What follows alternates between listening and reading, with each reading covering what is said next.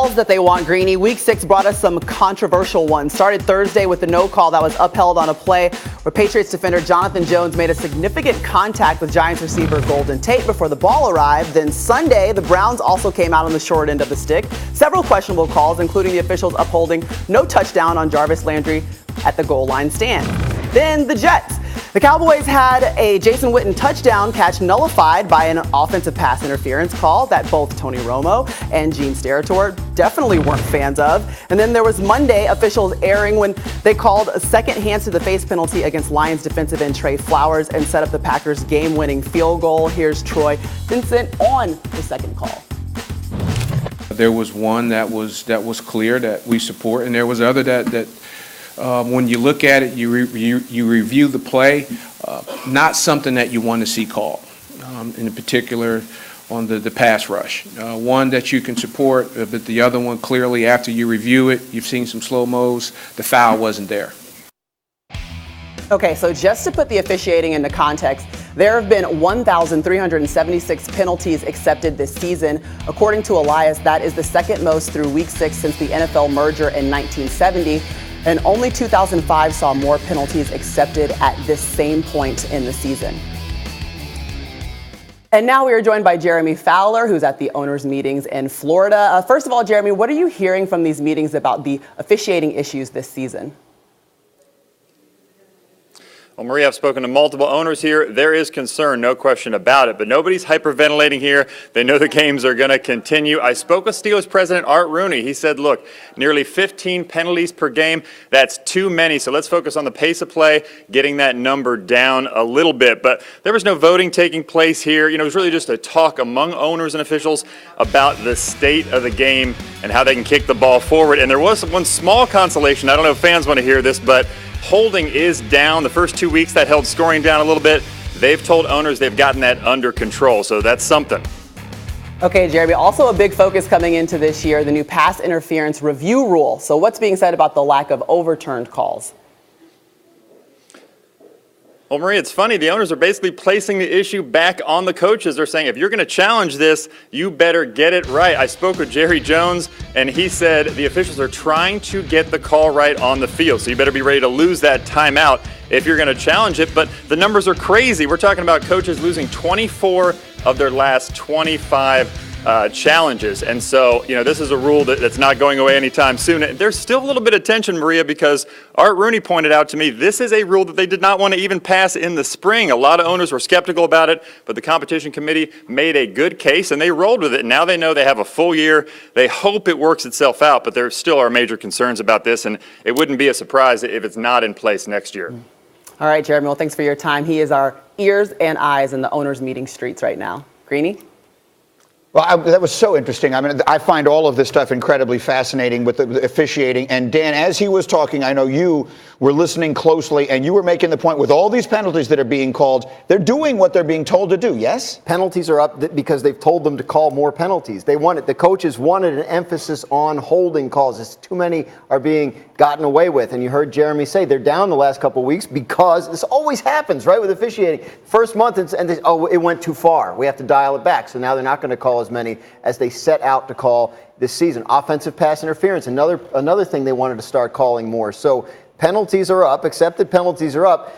The officials are carrying out their instructions, and I think that's an institutional issue. When you have the coaches want something, the owners want something, it's not always the same thing. You said OPI, and it triggered me, because I watch football every weekend, and they do not call it. The rule is written the same for the offense as it is for the defense, and the offense still gets away with more. And you're right. One of the call more than they used to. Well, I guess what they do call are these pick plays, Ryan. They just showed it right in there. That call against Kansas City had one as well. One of the luxuries and privileges of being at the top is you get to make decisions and then point at somebody else when it doesn't pan out the way that you want it to. Right. But maybe I shouldn't have started there, because the lead in this is that there was a feeling, and we talked about it all day yesterday, that the officiating cost the Lions a game on Monday night, and it was a very important game. No, it was an extremely important game, and when you're a player, every game counts. And so if you're a part of that game and you see the helmet to helmet call when a guy's clearly going for the interception, or there's a defensive pass interference that's not called, and then two illegal hands to the face that results in points and a loss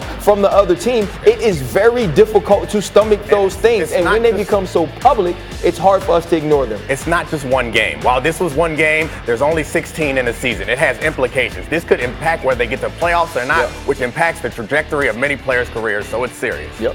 That's the point of it here. And look, we all understand there were going to be missed calls. Right. There were going to be bad calls. You can't get everything 100% right. But there feels as though there is a spotlight on it, unlike anything we've seen before. Technology plays a role in that. Dan, is there anything they can do about that immediately? No, it's a long-term fix. The new agreement between the league and the referees, the new CBA they just signed, focuses on training and putting resources into training.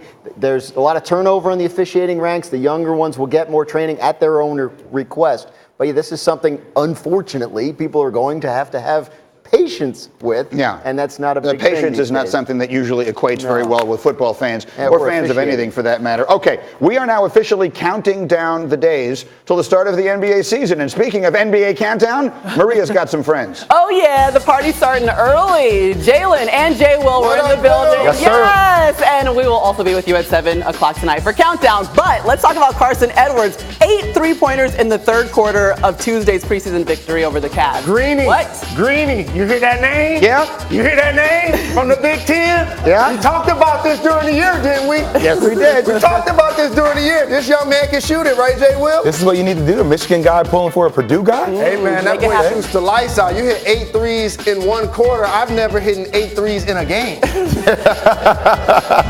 And they were 30-footers too, but I do remember he scored like 42 against Villanova. We should have expected it. All right, Joel Embiid, dominant for the Sixers, 24 points, 8 rebounds, 22 minutes of play. He should be dominant. It's preseason. He's playing against Christian Wood and Thon Maker. God. Andre Drummond and Blake Griffin didn't even play in this game. I don't want to hear about this right now. So you're just going to take all of my excitement away. No, I just want him to remain healthy, and I want Ben Simmons to go next level. That's where I was going exactly. Great to see him out there healthy so early in the year. All right, well, take a look at the 76ers. They have high expectations this year, and they will do so with a squad that's seen a lot of changes. Remember, in the offseason, key contributors are gone, mostly shooters and closers. Jimmy Butler's out. J.J. Redick is out.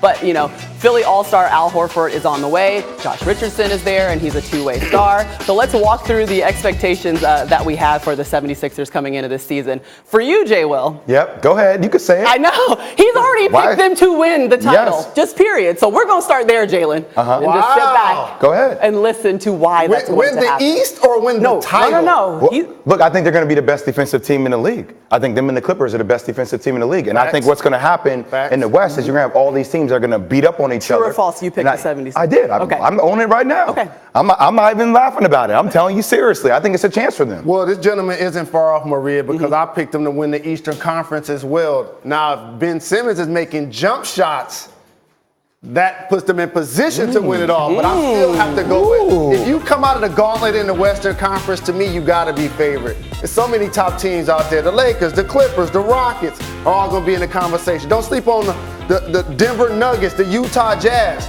So the Sixers have a chance to take an easier path. That's my point. If they could get series over with, 4-0, 4-1, that type of thing. I agree with you. And I think, nobody talks about Matisse Thybulle. Like, he's one of the best defenders that's going to be in the league as a rookie. So I think they have the pieces to match up against Giannis pretty well. Well, Jalen brought it up. You're not laughing at me now, though. I'm not. So when Jalen backs me, now all of a sudden it's not funny. When Jalen says it, I believe it. When Jay Will says it, I struggle a little bit. I'm just an elder statesman. One name that we didn't mention is going to be key for Philadelphia. Josh Richardson. Agreed. Yes. You talk about them playing D. He's a terrific athlete.